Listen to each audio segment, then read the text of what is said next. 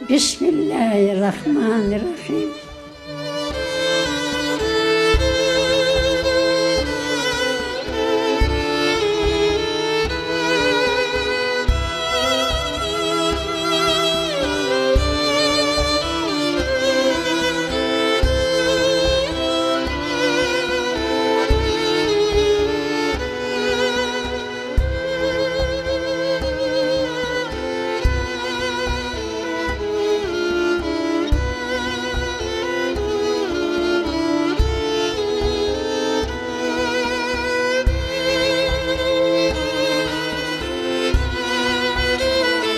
Şamratçık, ana bu koş,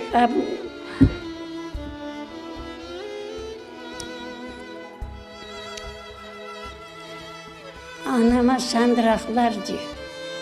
Ana, ben olmayı istemem, ben olmayacağım daha derdi. Yok balam olmayacaksın dedi. Anam dedi, ay veririk su, Sırdaryan suyunu. Dındırırdık yedireler içine, o bulanık su akardı da. Yok ana, ben bu suyu içmeyeceğim dedi. Ben isterim Kızıltaş'ın suyunu. Yakandan alayım Kızıltaş'ın suyunu balam diyor, Kızıltaş'ın suyu yoktur bunda da. Yok, ben o suyu isterim dedi. Bak ana dedi, bak. Ana babam aldı bahçe dedi. İçini ana kuşçuklar cırlay. Su akar buna, gur su akar. Ben o sudan içeceğim dedi. Vay kusacığım dedi. Devlet can verdi, su içemedi. İçmedi o sudan.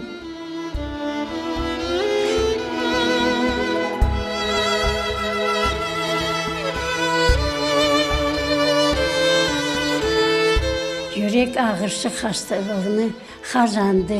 Yürek ağrısı var idi ona. Kaçan tutardı pristupları. Allah rahmet eylesin. Anamın hafifçi abla kütür gelirdi. Avlen dayandı işte.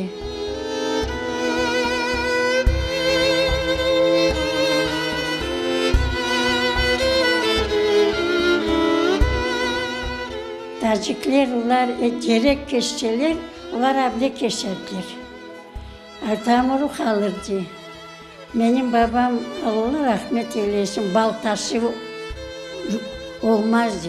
Baltası var idi.